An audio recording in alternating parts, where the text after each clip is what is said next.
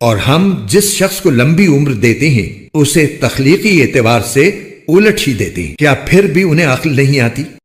اور ہم نے اپنے ان پیغمبر کو نہ شاعری سکھائی ہے اور نہ وہ ان کے شایان شان ہے، یہ تو بس ایک نصیحت کی بات ہے، اور ایسا قرآن جو حقیقت کو کھول کھول کر بیان کرتا ہے تاکہ ہر اس شخص کو خبردار کرے جو زندہ ہو، اور تاکہ کفر کرنے والوں پر حجت پوری ہو جائے۔ اور کیا انہوں نے یہ نہیں دیکھا کہ ہم نے اپنے ہاتھوں کی بنائی ہوئی چیزوں میں سے ان کے لیے مویشی پیدا کیے اور یہ ان کے مالک بنے ہوئے ہیں، اور ہم نے ان مویشیوں کو ان کے قابو میں دے دیا ہے،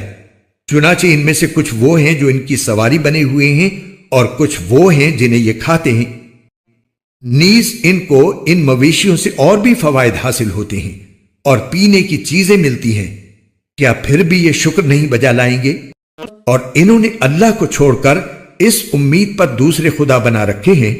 کہ انہیں ان سے مدد ملے، حالانکہ ان میں یہ طاقت ہی نہیں ہے کہ ان کی مدد کر سکیں،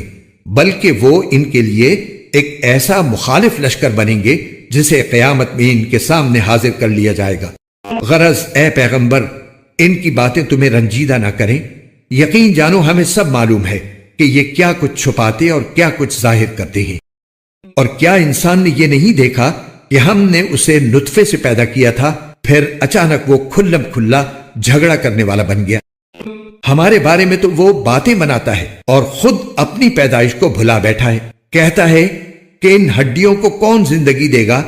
جبکہ وہ گل چکی ہوں گی؟ کہہ دو کہ ان کو وہی زندگی دے گا جس نے انہیں پہلی بار پیدا کیا تھا، اور وہ پیدا کرنے کا ہر کام جانتا ہے۔ وہی ہے جس نے تمہارے لیے سرسبز درخت سے آگ پیدا کر دی ہے، پھر تم ذرا سی دیر میں اس سے سلگانے کا کام لے لیتے ہو۔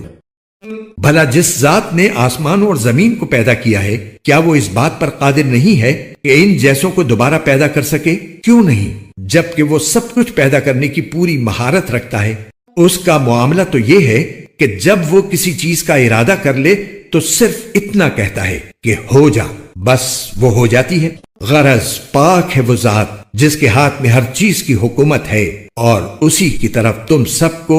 آخر کار لے جایا جائے گا۔